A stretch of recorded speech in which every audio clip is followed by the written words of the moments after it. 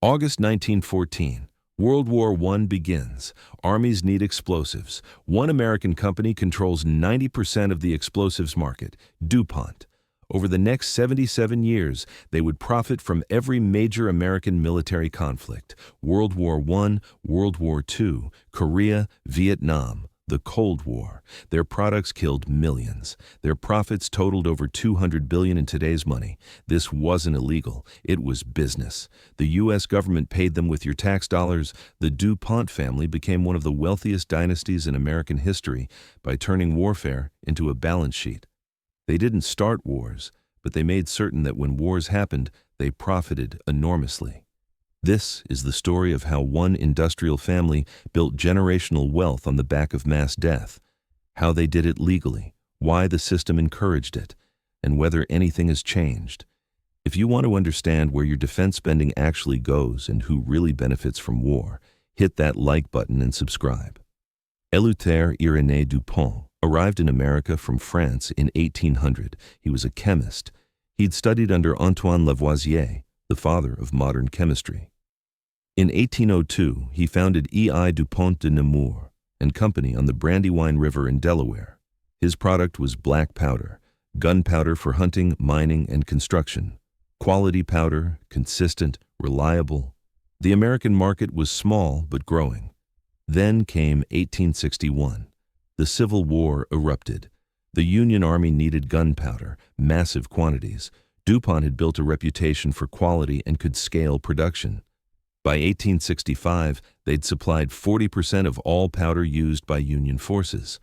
The war transformed them from a regional supplier to a national industrial force. More importantly, they'd learned how to work with the military, how to secure contracts, how to deliver under pressure, how to profit from urgency. After the Civil War, DuPont didn't shrink back. They expanded. Between 1870 and 1907, they systematically acquired competitors, bought out rival powder mills across the country. By 1907, they controlled roughly 90% of U.S. explosives production. This wasn't hidden. Everyone knew. The government tolerated it because DuPont was efficient, and when military needs arose, they delivered.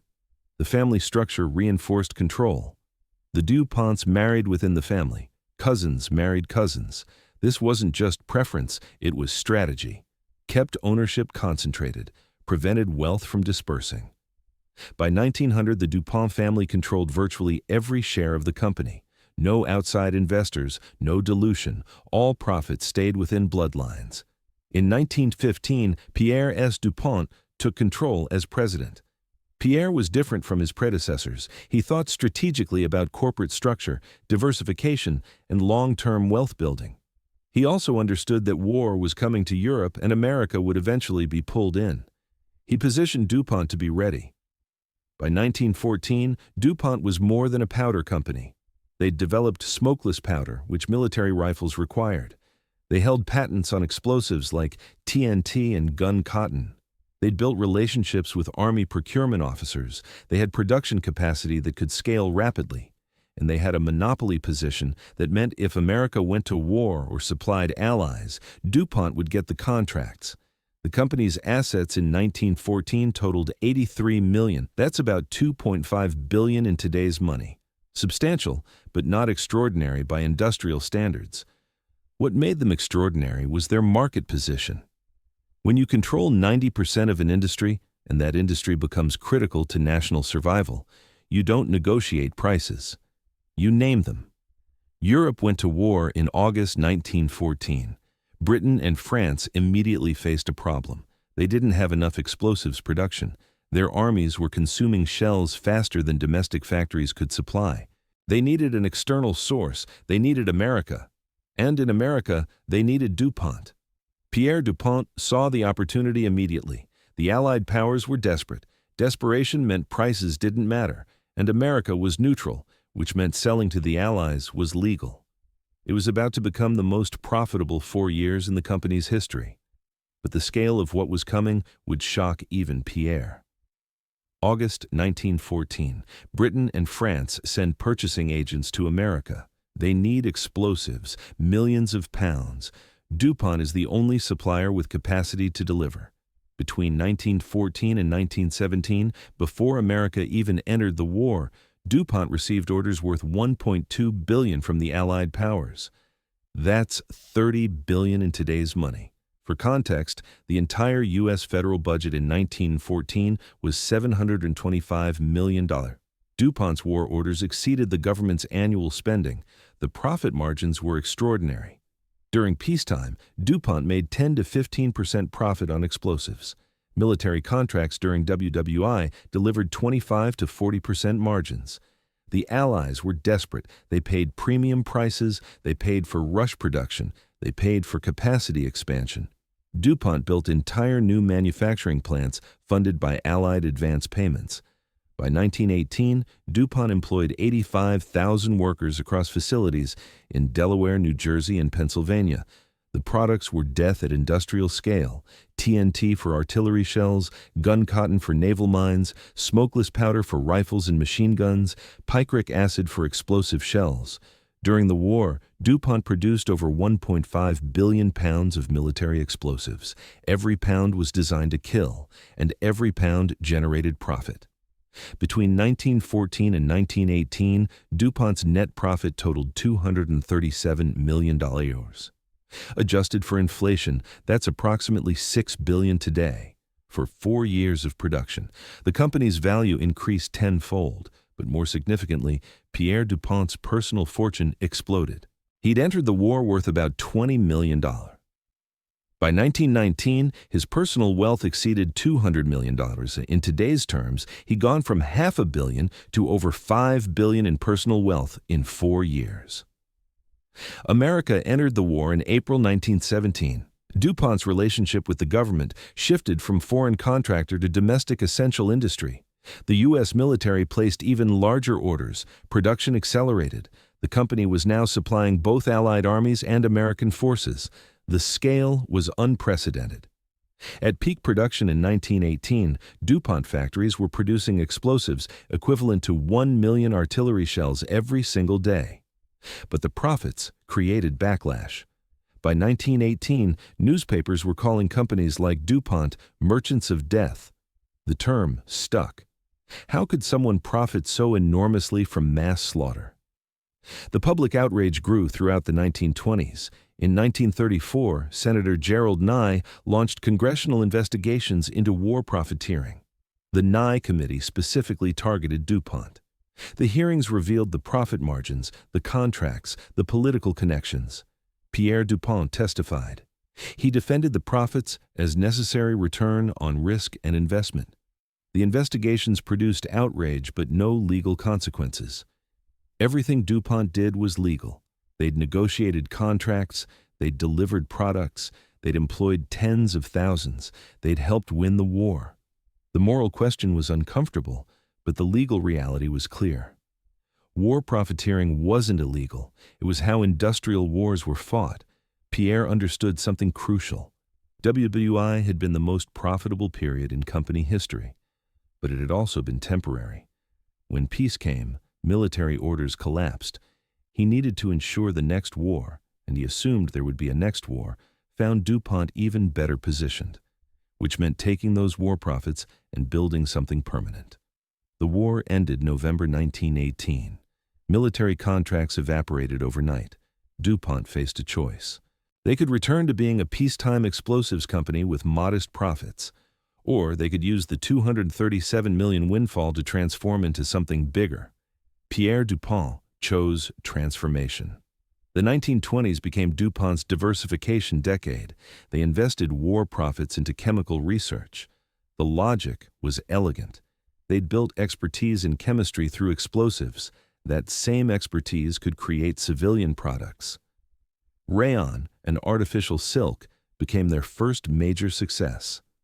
By 1925, DuPont was America's largest rayon producer. Then cellophane, a transparent wrapping material. Then paints, dyes, and early plastics. Each product used chemical processes developed during wartime production. But Pierre's most significant move happened in 1923. He used $49 million of war profits to buy 23% of General Motors stock. GM was struggling financially post-war. Pierre saw opportunity. He didn't just invest, he took control. Between 1920 and 1923, he served as GM's chairman. He restructured the company, implemented professional management, centralized operations. GM became profitable, hugely profitable. This matters because it demonstrates how war profits compound. DuPont made $237 million from WWII. They invested that into GM. By 1950, that GM stake was worth over $2 billion. War profits from 1914 to 1918 had multiplied 10 times through peacetime investments. This is how industrial fortunes become dynastic wealth. You don't just profit from war, you invest those profits into assets that appreciate for decades. Meanwhile, DuPont never abandoned military work. Through the 1920s and 1930s, they maintained R&D contracts with the War Department, small compared to wartime, but strategically important. They developed new explosive formulations. They researched synthetic materials for military applications. When nylon was invented in 1935, DuPont immediately saw military uses: parachutes, rope, tire cord. The civilian applications, stockings, toothbrushes, were secondary. The strategy was clear. Build a diversified civilian business that generates steady peacetime revenue, but maintain military expertise and relationships so when the next war comes, you're positioned to scale immediately. It was patient, it was calculated, and it assumed war was inevitable. By 1939, when Germany invaded Poland and WWII began, DuPont was a different company than 1914. They were a $750 million industrial conglomerate. They produced chemicals, plastics, fibers, paints, and yes, still explosives. They employed 70,000 people in peacetime. Their manufacturing capacity was enormous. Their technical expertise was unmatched in America. Pierre had retired, but his strategy persisted.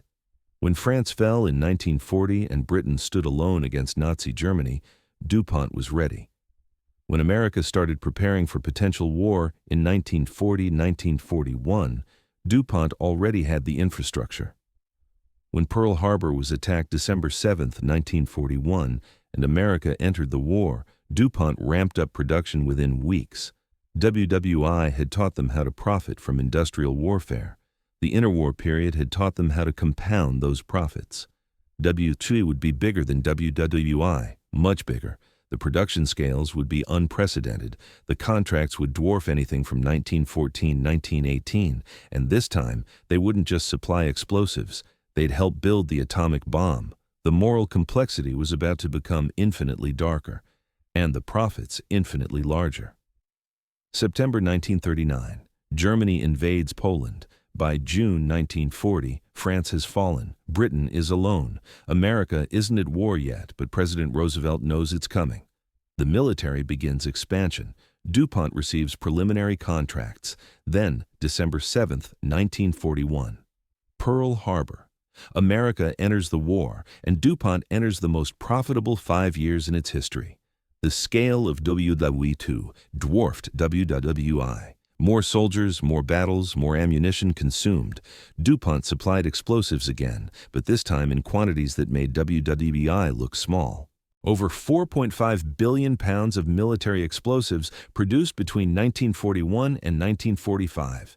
TNT, RDX, smokeless powder, every American artillery shell, every bomb dropped on Germany and Japan contained DuPont chemicals. But explosives were only part of it. Nylon, which they'd invented in 1935, became critical. Parachutes required nylon. Every paratrooper jumping into Normandy used a DuPont nylon parachute, nylon rope, nylon tire cord. Civilian nylon stockings disappeared from stores because all production went military. Women collected old stockings to recycle the material. DuPont controlled the patents. Every pound of military nylon generated profit. Then neoprene, synthetic rubber. Japan had captured Southeast Asian rubber plantations. Natural rubber supply collapsed. America needed synthetic alternatives for tires, hoses, gaskets, every mechanical system. DuPont's neoprene became essential. They scaled production massively. The military paid premium prices for guaranteed supply. Between 1941 and 1945, DuPont received government contracts totaling $4.5 billion. That's $75 billion in today's money. Their workforce exploded to over 100,000 employees. They built new plants in Tennessee, Alabama, Washington State. The government funded construction through advance payments. DuPont operated the facilities and collected fees. The profit margins remained extraordinary. Net profit from 1939 to 1945 totaled approximately $500 million. Adjusted for inflation, that's $8 billion today. The DuPont family fortune continued growing. But then came something different, something that complicated the narrative. In 1943, the U.S. government approached DuPont with a secret request. They needed someone to build and operate a plutonium production facility. This was the Manhattan Project. The atomic bomb. The government wanted DuPont because they had chemical engineering expertise and experience managing massive industrial operations. The site would be Hanford in Washington State. It would produce the plutonium for the Nagasaki bomb. DuPont agreed. But they made an unusual decision. They would take no profit from the Manhattan Project. They charged the government only their direct costs plus $1. Why? The official explanation was patriotism. This was too important, too terrible to profit from. The cynical explanation was public relations. They knew the atomic bomb would be controversial. They didn't want to be the company that profited from nuclear weapons. The Hanford site was enormous. At peak, it employed 50,000 workers. DuPont designed the reactors, built the facilities, operated the production. They produced the plutonium that destroyed Nagasaki and killed 70,000 people instantly. They took no profit, but they gained something arguably more valuable. They demonstrated to the government that DuPont could manage any project, any scale, any complexity. That relationship would matter for decades. By August 1945, when Japan surrendered, DuPont had supplied materials for every aspect of the Allied victory. They'd made billions. They'd helped win the war. And they'd positioned themselves for whatever came next. August 1945. WWII ends, but unlike 1918, the peace doesn't last. June 1950, North Korea invades South Korea. America enters another war. DuPont's explosives factories, which had scaled down but never closed, ramp back up. The Korean War lasts 3 years. DuPont supplies ammunition, explosives, chemicals. The contracts aren't as massive as WWII, but they're substantial. Hundreds of millions in revenue. Solid profit margins maintained. Then, Vietnam. America's involvement escalates through the 1960s. By 1968, over 500,000 American troops are deployed. They need ammunition. They need explosives. They need chemicals. DuPont supplies all of it. But Vietnam introduces something darker into DuPont's history. Agent Orange. Agent Orange was a herbicide, a defoliant. The military used it to destroy jungle cover where Viet Cong operated. Between 1962 and 1971, the U.S. military sprayed 20 million gallons over Vietnam. The chemical contained dioxin, a compound later proven to cause cancer, birth defects, and severe health problems. DuPont was one of several manufacturers who produced Agent Orange for the military. They weren't the largest supplier, that was Monsanto and Dow Chemical, but they produced it. Years later, veterans sued. Tens of thousands claimed health damage from Agent Orange exposure. Vietnamese civilians suffered even worse, with birth defects appearing generations later. The manufacturers, including DuPont, settled for $180 million in 1984. The legal defense was simple. They'd manufactured to government specifications. The government had ordered it. They'd delivered what was requested. Legal liability was limited. Moral liability was harder to dismiss. But Vietnam was just one piece of a larger pattern. The Cold War created something new: permanent military readiness. Between 1947 and 1991, America maintained massive military spending regardless of active war. The military-industrial complex that President Eisenhower warned about in 1961 was fully operational. Defense contractors received continuous funding, research and development contracts, modernization programs, preparedness initiatives. DuPont benefited from all of it: chemical weapons research contracts, rocket fuel development for the space program. They supplied materials for Apollo missions, nuclear weapons facility management. They operated the Savannah River site in South Carolina, producing tritium and plutonium for nuclear warheads. These weren't temporary wartime contracts. These were decades-long relationships generating steady revenue. The beauty of the Cold War, from a defense contractor's perspective, was that peace never actually arrived. The threat was continuous, the spending was continuous, the profits were continuous. Between 1950 and 1991, conservative estimates suggest DuPont received at least $15 billion in inflation-adjusted military contracts. That's beyond active wars. That's just the baseline of Cold War military spending. By the 1970s, something interesting happened to DuPont's business model. Military contracts shrank as a percentage of total revenue. They were only 10 to 15% of the company's income. But 10% of a $20 billion company is $2 billion. In absolute dollars, military revenue remained enormous. They'd successfully built a massive civilian business, chemicals, plastics, fibers, agriculture, that generated steady peacetime profits. Military contracts became supplementary, reliable, lower risk than wartime volatility, but still highly profitable. The DuPont family wealth, meanwhile, had grown beyond calculation. The GM investment alone was worth billions. The company they controlled was worth tens of billions.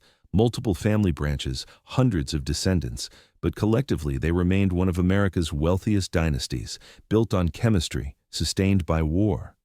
So let's do the accounting. How much did DuPont actually make from war? The $200 billion claim requires breaking down inflation-adjusted profits across 77 years of conflict and showing how those profits compounded into larger wealth. Start with WWII. Net profit 1914 or 1918 was $237 million. Using the Consumer Price Index to adjust for inflation, that's approximately $6 billion in 2024 dollars. But that understates the real value. In 1918, $237 million could buy enormous productive assets. Pierre du Pont used $49 million to buy 23% of General Motors. That stake alone would be worth over $10 billion today if held. The purchasing power and investment potential of WWII profits exceeded simple inflation adjustment. WWII generated $500 million in net profit from military contracts, roughly $8 billion adjusted. But again, that's direct profit. The government built factories that DuPont operated and later purchased at discount prices. The workforce expertise, the technical knowledge, the expanded capacity all had value beyond the profit line. Conservative estimate, $10 billion in real value gained from WWII. Korea, Vietnam, and continuous Cold War contracts from 1950 to 1991 are harder to isolate. DuPont was a diversified company by then. Military work was embedded within larger operations. But analyzing government contract databases, annual reports, and corporate histories, a conservative estimate suggests $15 billion in inflation-adjusted military revenue over 4 decades. Profit margins varied, but average 10 to 15% yields roughly $2 billion in direct profit. Adjusted for inflation and investment returns, that's another $15 billion in wealth generated. Now add the compounding effect. The $49 million GM investment from WWII profits grew to several billion by the 1960s. DuPont received GM dividends for decades, which were reinvested. The chemical empire, built partly with war profits, generated tens of billions in peacetime revenue. At its peak in the early 2000s, DuPont's market capitalization exceeded $50 billion. Not all of that traces to military work, but the seed capital, the initial scale, the technical foundation all came from war. The DuPont family wealth is harder to calculate because it's dispersed across hundreds of descendants. But estimates from wealth researchers suggest the collective family fortune ranges between $14 billion and $20 billion as of 2024. Some branches are wealthier than others. Some sold their shares decades ago.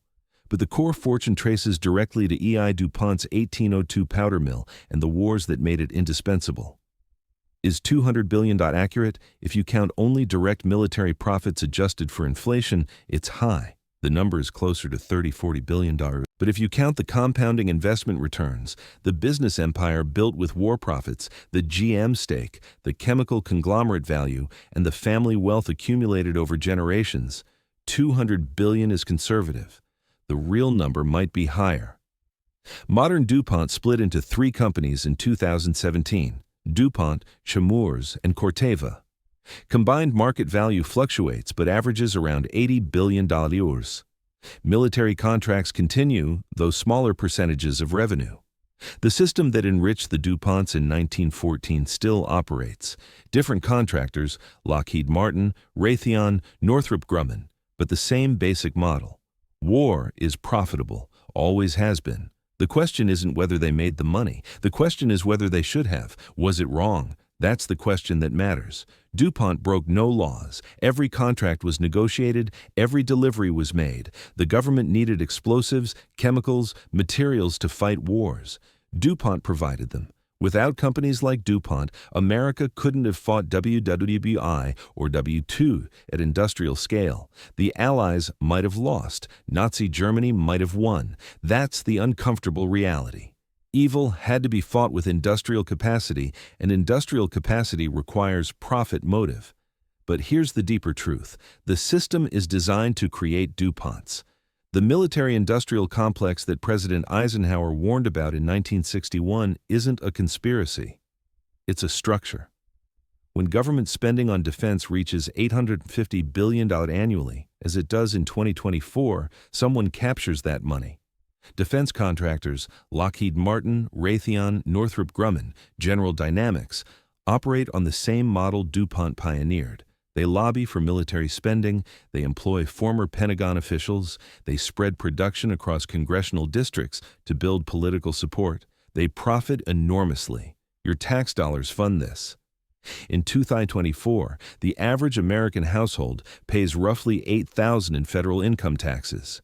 About $2,400 of that goes to defense spending. Some goes to salaries for soldiers, some goes to benefits for veterans, but a massive portion goes to contractors.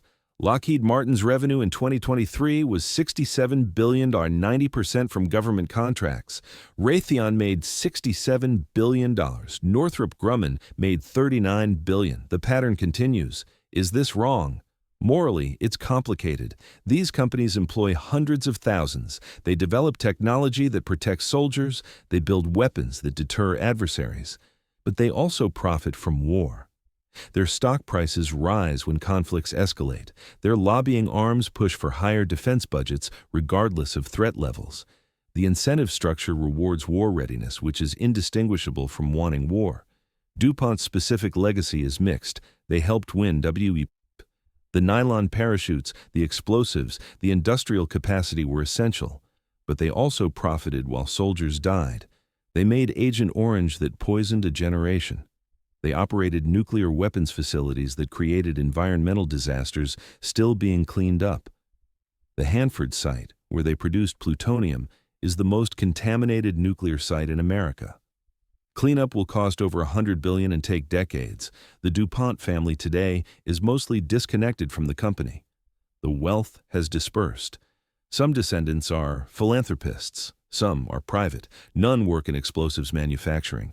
They're 3 and 4 generations removed from Pierre and the war profiteers. But the wealth they inherited was built on war. That doesn't disappear through time. What can you do? Understand where defense spending goes. Vote for representatives who question military budgets, support accountability for contractors, recognize that war creates winners and losers, and the winners are often far from battlefields. DuPont made $200 billion from war, not because they were uniquely evil, but because the system rewards that behavior. The real villain isn't one company or one family. It's a structure that privatizes profit from publicly funded warfare. DuPont didn't create that system, they just mastered it. And until the system changes, there will always be another company ready to do exactly what DuPont did. Turn mass death into generational wealth, legally, profitably, inevitably.